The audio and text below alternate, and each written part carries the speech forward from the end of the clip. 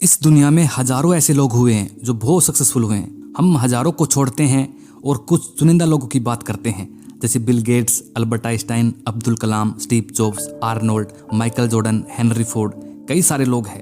कैसे सोचते हैं ये लोग, क्या माइंडसेट होता है इनका, और क्यों ये इतने हाईली सक्सेसफुल होते हैं, और आखिर क्या चाहिए होता है इनके जैसा सक्सेसफुल बनने के लिए। आज हम 5 पॉइंट्स में बात करेंगे। Number 1, clear vision. आपके पास दुनिया की बेस्ट शिप हो सकती है, बेस्ट एरोप्लेन हो सकती है, लेकिन अगर पायलट को नहीं पता कि उसे कहाँ जाना है तो वो इधर उधर भटकता रहेगा। वो खूब मेहनत तो करेगा, लेकिन एंड द पॉइंट उसे कुछ हासिल नहीं होगा।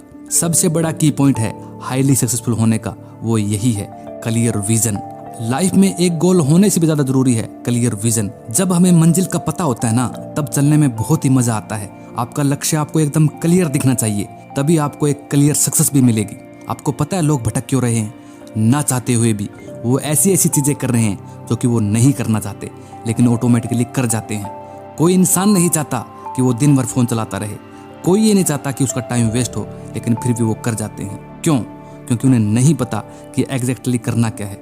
अगर उन्हें पता चल जाए कि उन्हें करना क्या है, तो वो चीजें करने लग जाएं जो कि उन्हें हकीकत में करनी चाहिए, वरना वो वही चीजें करते रह जाएंगे जो कि उन्हें नहीं करनी चाहिए। Number 2, think big. बड़ा सोचो। इंग्लिश में एक बहुत ही अच्छी कोट्स है, shoot for the moon, even if you miss you will land among the star. आप चांद पर निशाना तो लगाओ, अगर आप निशाना चूक भी गए तो आप तारों पर तो पहुंच जाओगे। बड़ा सोचो तो सही।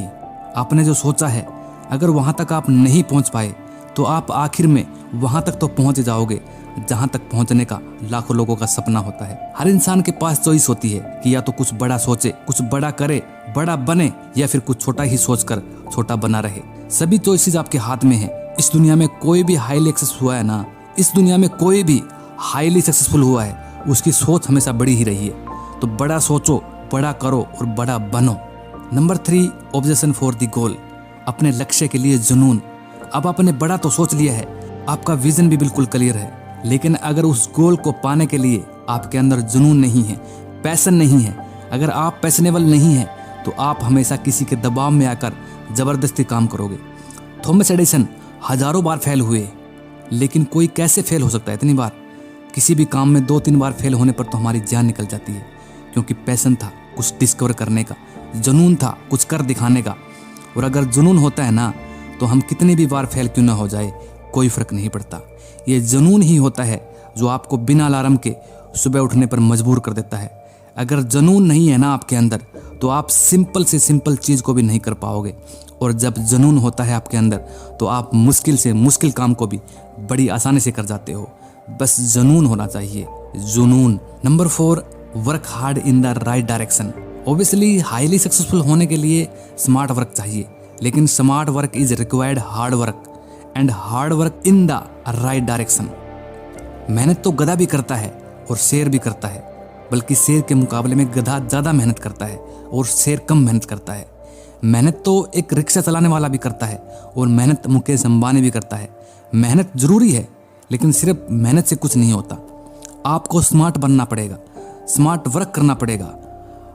अगर हार्ड वर्क राइट डायरेक्शन में नहीं किया जाए, तो आप गधे की तरह मेहनत तो करोगे, लेकिन कुछ हासिल नहीं होगा। लेकिन शेर बनने के लिए आपको कुछ प्रिंसिपल फॉलो करने पड़ेंगे। आपकी फील्ड में जो भी इंसान स्मार्ट तरीके से सक्सेसफुल हुआ है, उसे स्टडी करें, and be a smart, not only hard working person. Hard work करो, लेकिन स्मार्ट वे में करो। Number 5, sweat behind the scene.